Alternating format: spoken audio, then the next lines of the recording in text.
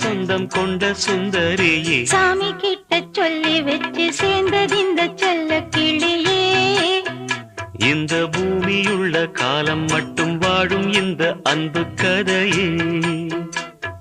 முத்துமணியே பட்டு துணியே, ரத்தினமும் முத்தினமும் சேர்ந்து வந்த சித்திரமே, சாமி கிட்ட சொல்லி வச்சு சேர்ந்தது இந்த செல்ல கிளியே. இந்த பூமியுள்ள காலம் மட்டும் வாழும் இந்த அன்பு கதையே.